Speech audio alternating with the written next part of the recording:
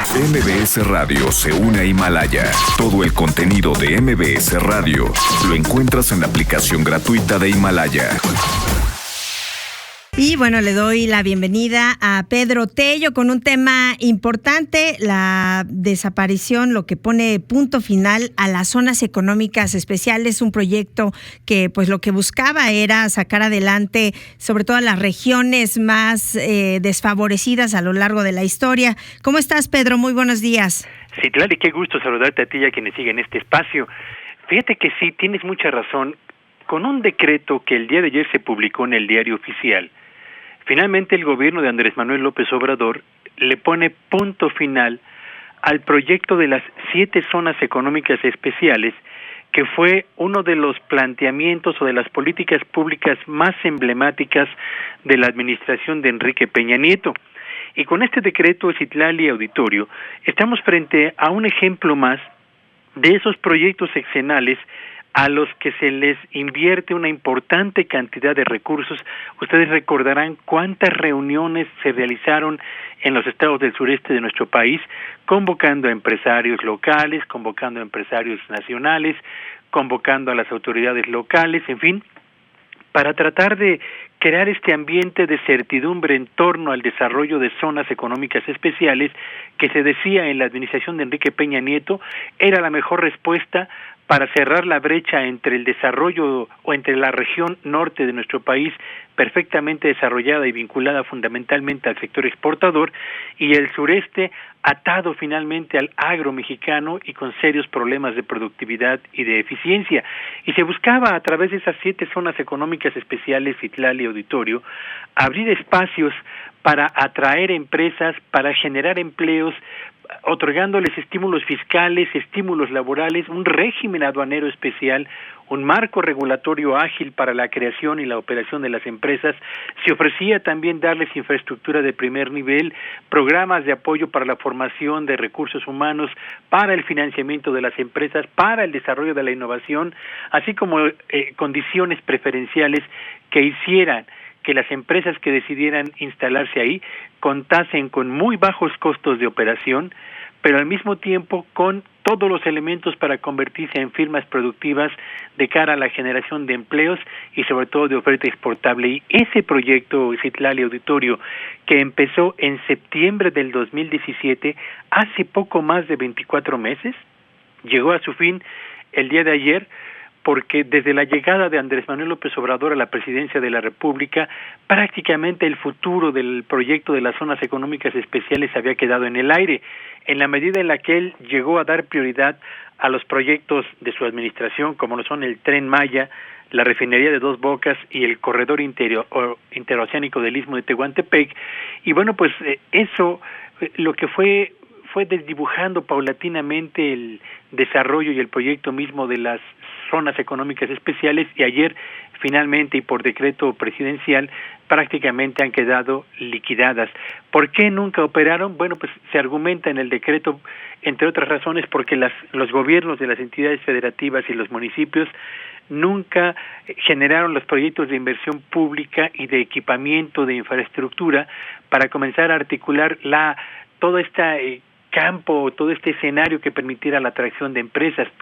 Lo cierto es que estamos frente a una decisión de política pública, la cancelación de las 7 zonas económicas especiales y su sustitución por 3 proyectos que muy probablemente, Citlali Auditorio, la próxima administración seguramente va a poner en tela de juicio. Pues sí, ¿y tú crees que con algunos de los proyectos que ha anunciado esta administración se pueda sustituir? Porque bueno, de alguna manera muchos proyectos son similares por las necesidades que ya se conocen de estas zonas. Fíjate que en el caso del Tren Maya, es un proyecto que es interesante por cuanto a conectividad y a traslado de personas y mercancías, pero la verdad es que la magnitud de esa obra y las dificultades que van y están enfrentando en este momento van a provocar 2 cosas. 1, un retraso cada vez mayor en su avance, y 2, sobrecostos contra lo que originalmente se ha pensado. De la refinería de Dos Bocas, Citlali, ¿qué te digo? Bueno, pues ahí están todas las interrogantes acerca de la eficiencia de ese proyecto de inversión, la rentabilidad del mismo, y en lo que atañe al corredor interoceánico del Istmo de Tehuantepec, que yo creo que es quizás el proyecto más interesante, bueno, la magnitud del esfuerzo en materia presupuestal para dotar de infraestructura y vías de comunicación es de tal magnitud, pero al mismo tiempo es tan estrecho el margen presupuestal de que dispone este gobierno, no de ahora, sino en lo que resta de la administración, que parece difícil que ese proyecto se pueda concretar, a menos, claro está, que se abran las puertas para la inversión privada, y eso creo que puede ser un gancho atractivo interesante para aquellos que tienen recursos vastos, pero que estarían esperando invertir en proyectos de larga, muy larga maduración. Así que son proyectos interesantes, sí, pero los tres tienen serios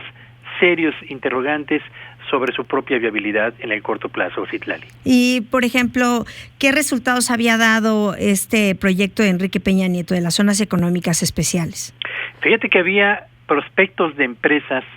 que se llamaban empresas ancla, que estaban dispuestas a instalarse tan pronto se habilitaran las condiciones infraestructurales. ¿Quién iba a habilitar la infraestructura? El gobierno local y otros empezaron a echarse la bolita por problemas presupuestales, por prioridades finalmente de la agenda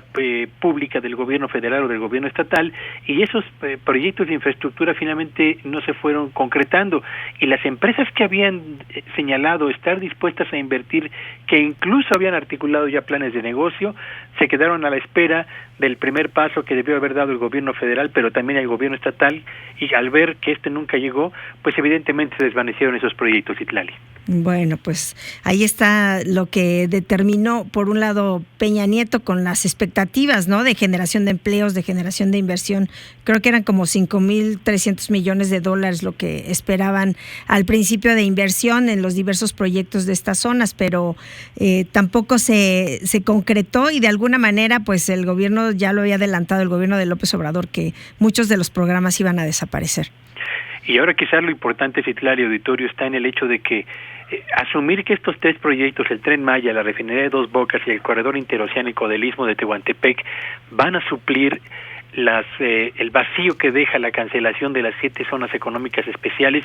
yo creo que sería un error. Aquí me parece que hace falta que los gobiernos estatales se sienten nuevamente a la mesa con el gobierno federal para trazar conjuntamente cuál va a ser la estrategia de rescate de la zona sureste del país, porque si dejamos que las cosas se muevan con la inercia con la que hasta este momento se han venido desarrollando, lo único que veremos en unos años más es cómo se amplía la brecha ya de por sí bastante grande entre el norte desarrollado y el sureste rezagado. Así es. Bueno, pues como siempre, Pedro Tello, aprecio muchísimo tus comentarios en este espacio. Muy buenos días a todos. Hasta luego, buenos días.